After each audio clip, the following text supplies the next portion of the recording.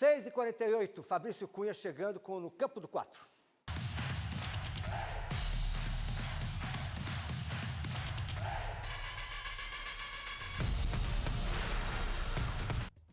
Bom dia, meu amigo. Bem-vindo. Estamos na área, quarta-feira, no campo do 4, chegando com as informações do futebol. A gente já começa com gols, né? Os gols da terça-feira, o Corinthians avançou pela Copa Sul-Americana, Fluminense e Atlético Mineiro avançaram pela Copa Libertadores. Os gols na tela, ontem super transmissão aqui da TV Aratu, SBT, Canal 4, com Kleber Machado, Nardini, também com o grande Mauro Betting. E a gente viu o Corinthians classificar diante da equipe do Bragantino. Rodrigo Garro fazendo 1-0, a gente observou o gol, belo gol do Corinthians, empate do Bragantino já no segundo tempo. Eduardo Sacha, outro belo gol, né? Pegou de primeira a bola no cantinho, jogo empatado. Depois Lucas Evangelista faria o 2-1 para o Bragantino, como na primeira partida o Corinthians venceu pelo placar de 2-1, o jogo foi para os pênaltis. Rodrigo Garro a gente observa marcando, ele que marcou durante a partida, camisa 10, contratação que deu muito certo no Corinthians. E aí Hugo Souza, hein? Terceira penalidade, perde por ele ontem, ele pegou 3 pênaltis na decisão por pênaltis e o Corinthians avançou para as quartas de final da Copa Sul-Americana. Aí já na tela, Copa Libertadores, Thiago Silva, hein?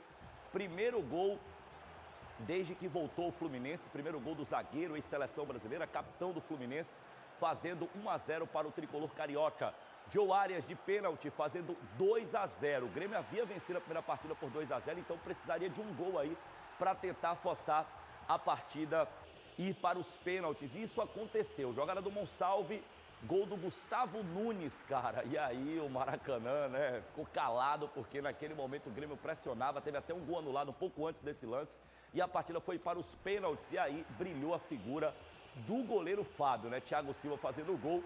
E aí o Fábio, né? 43 anos, herói do título da Libertadores do ano passado e começa a ser herói dessa história do tricolor carioca na Libertadores desse ano. Pegou o pênalti depois de o Arias garantir. O Fluminense avança para as quartas de final da Copa Libertadores. E aí o gol do Batalha, cruzamento do Gustavo Scarpa, Atlético Mineiro e São Lourenço. O gol do Batalha, que garantiu o Atlético Mineiro na fase de quartas de final da Taça Libertadores da América. Hoje, pela Copa Sul-Americana, o Fortaleza encara o Rosário Central, jogo no Castelão em Fortaleza. A primeira partida foi 1-1 e teremos também Palmeiras e Botafogo. O Alvinegro Carioca venceu no Rio de Janeiro por 2-1, joga pelo empate hoje no Allianz Parque. O Botafogo, que é adversário do Bahia, na próxima rodada do Campeonato Brasileiro, jogo domingo aqui na Arena Fonte Nova. O Tricolor então terá a semana inteira para descansar, enquanto que o Botafogo tem essa partida super difícil hoje contra a equipe do Palmeiras. E por falar no Bahia, sorteio da Copa do Brasil. Tricolor vai ter que encarar o Flamengo. Eu falava aqui, né? Olha lá as imagens do sorteio. Ó, o momento que a garota pegou a tarjinha do Flamengo e depois pegou a tarjinha do Bahia. Rapaz, o Bahia tinha tantas boas opções, Cazé, para... Poxa. Nesse confronto, né? Ó, deu Vasco e Atlético Paranaense, deu São Paulo e Atlético Mineiro, deu Juventude e Corinthians. A gente poderia pegar qualquer um desses 6. Menos. Mas veio o Flamengo, né? Mas qual é a expectativa? Se o Bahia também avança diante do Flamengo, vai grandão para as semifinais, né? E o Bahia no Maracanã, na derrota por 2-1 para esse Flamengo no Campeonato Brasileiro, jogou muita bola. Primeiro tempo chegou a colocar 80% de posse de bola no Maracanã, algo raro chance, então, né? de qualquer time que enfrenta o Flamengo lá no Rio. Aí a tarjinha saindo do Bahia e a confirmação, muita gente aqui estava defesa. Ah, não acredito. E tá na tela esse super confronto de 2 gigantes, Bahia e Flamengo, se enfrentando pelas quartas de final da Copa do Brasil. O primeiro jogo será aqui na Arena Fonte Nova, dia 28, já na semana que vem, meio da semana que vem. Então a gente já tem esse Bahia e Flamengo. E no dia 12 de setembro, jogo da volta no Maracanã. Então importante o Bahia na Arena Fonte Nova fazer um bom resultado. Deve ser um jogaço, hein? Jogaço. 2 grandes jogos, né? Como eu disse, dia 28 aqui na Arena. 2 gigantes, como você falou. 12 de setembro. 2 grandes jogos, né? De 2 torcidas de massa, né? Que vão lotar os estádios, tanto a Arena Fonte Nova quanto o Maracanã. Mas estou confiante, viu? Nessa campanha histórica do Bahia, passando no Flamengo. Não vejo ninguém para tirar bonito, o Bahia, né? viu? Que escudo lindo, né, rapaz? Ah, é lindo demais. Olha que é lindo escudo. demais. Que escudo lindo é pra isso, velho. Esse aqui parece um que é bonito também, viu, Cazé? Não, sou mais esse aqui. É? O Bahia é o mundo? Bahia é o mundo, é a torcida maravilhosa. Fora os baixos astrais. O povo baixo astral que não tem porrada no cara do Vitória. Ah, coisa horrível. No fim de Bira, você viu? Matéria, isso é coisa de bandido. Você não é Bahia, não. Você é bandido. Criminosos, né? Que precisam ser extirpados do ecossistema do futebol, né? Ser tratados de fato como criminosos, porque são crimes que eles cometem fora dos estádios. Bom, o Bahia, que tem essa sequência, pega o Botafogo no final de semana, jogo pelo Campeonato Brasileiro, já tem o Flamengo na Copa do Brasil, mas o Bahia vive um bom momento. O tricolor vem de 3 triunfos consecutivos e sem tomar gol. Matéria de Rodolfo Rage na tela. Pense numa rodada que praticamente deu tudo certo para o Bahia, foi a 23ª. Com um empate em 2-2 com o Vitória, o 7º colocado Cruzeiro não conseguiu ultrapassar o tricolor, que se manteve na 5ª colocação com 38 pontos, um a mais que a Raposa. Após superar a má fase do mês passado, quando chegou a ficar 6 jogos sem vencer, o Esquadrão ganhou as últimas 3 partidas e sem levar gol. Contra o Botafogo pela Copa do Brasil fez 1-0, em seguida passou por cima do rival Vitória por 2-0 e repetiu o placar contra o Grêmio, jogando em Caxias do Sul no último sábado com 2 gols de Tassiano. Sequência positiva de 3 jogos sem ser vazado, que só havia acontecido uma única vez em 2024. Ainda pelo Campeonato Baiano, quando venceu o Barcelona de Ilhéus por 2-0, Bahia de Feira por 2-0 e goleou o Jacobina por 5-0. Após 2 dias de folga, os jogadores do Bahia se reapresentaram nesta terça para fazer os trabalhos específicos, de olho no Botafogo, adversário do próximo domingo, 4 da tarde, na Arena Fonte Nova. Pois é, e chama atenção para um fato bem interessante nessa sequência positiva, nessa nova sequência positiva do Bahia. O quarteto defensivo, né? Santiago Arias, Gabriel Xavier, Canu e Luciano Juba.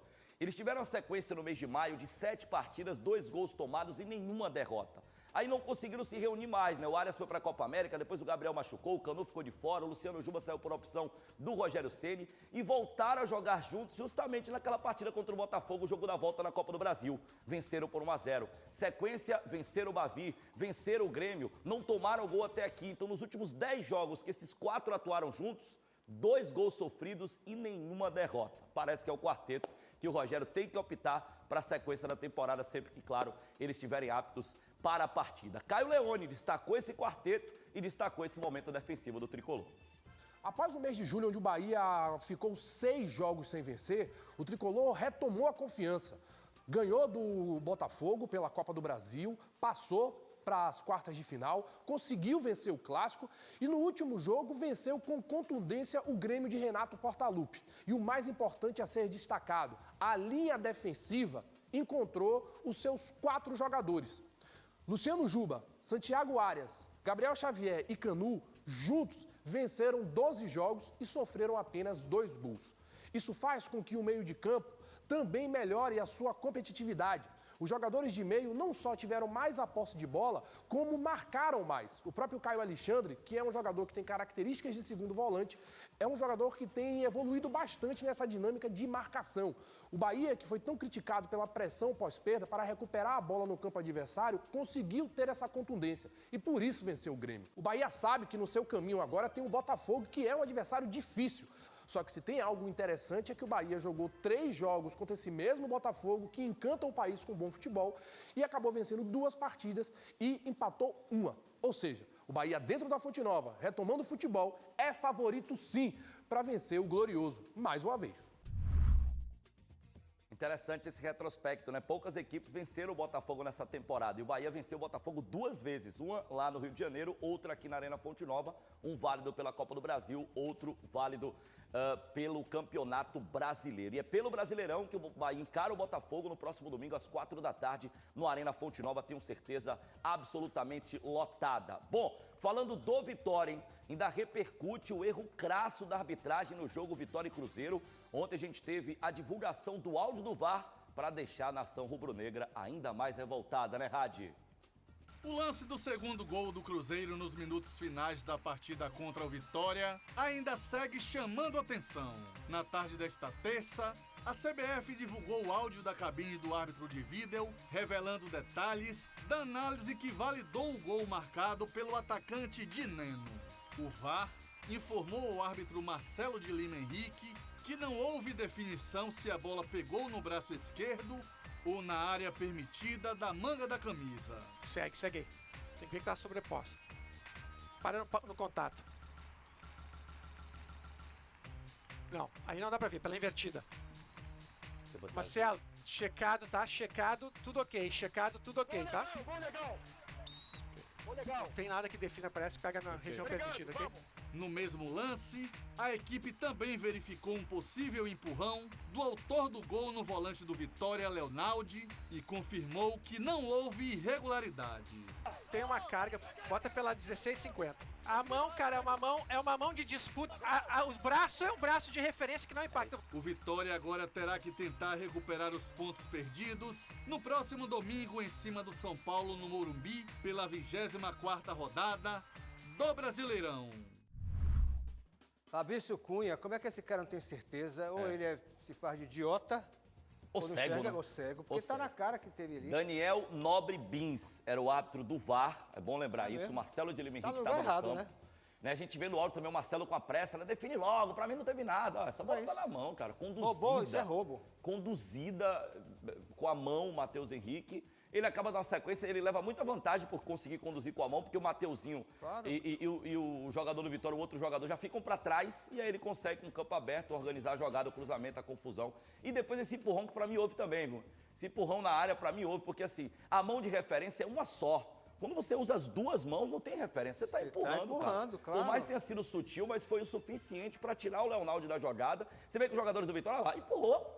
Empurrou, pra mim empurrou. Você vê que os jogadores do Vitória na hora acusam e fazem um gesto. Ele empurrou. Olha lá. Olha lá, como é que isso não é empurrão, cara? Então assim, o VAR tinha duas oportunidades para anulação do gol. A bola que é conduzida pela mão do Matheus Henrique e depois, na sequência da jogada, pra mim, essa falta em É, cima meu do irmão, a Leonardo. Vitória foi roubado mesmo. É, o alento é esse golaço do Alejandro, né? Que vai ganhar, eu acho, o prêmio Puskás desse ano. Pois é, Caio Leone também ficou revoltado com a arbitragem, né, grande Caio Leone? O que aconteceu na última segunda-feira no Manuel Barradas foi uma vergonha. O segundo gol do Cruzeiro é irregular.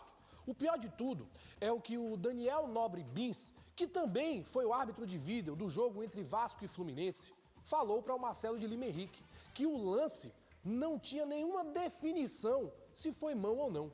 Algo que é absurdo, porque a bola bate de forma clara na mão de Matheus Henrique, que dá progressão à jogada. Na sequência, o Matheus Pereira faz o cruzamento, a bola vai ao alto e também, na minha convicção, existe falta em Leonaldi porque o centroavante Dineno faz carga e o jogador do Vitória não consegue disputar a bola. A grande pergunta que fica é a punição que vai acontecer em relação aos acontecidos no jogo contra o Cruzeiro e que o Daniel Nobre Bins tenha a punição correta e mais forte possível para que isso não volte a acontecer. A arbitragem vive um caos. A arbitragem no futebol brasileiro está em crise há muito tempo. Uma vergonha, né? A gente fala da profissionalização do futebol brasileiro, dos árbitros do futebol brasileiro, mas os árbitros que apitam Copa Sul-Americana, Copa Libertadores, que conseguem ter cachês bem mais elevados, não querem saber de profissionalização não, viu?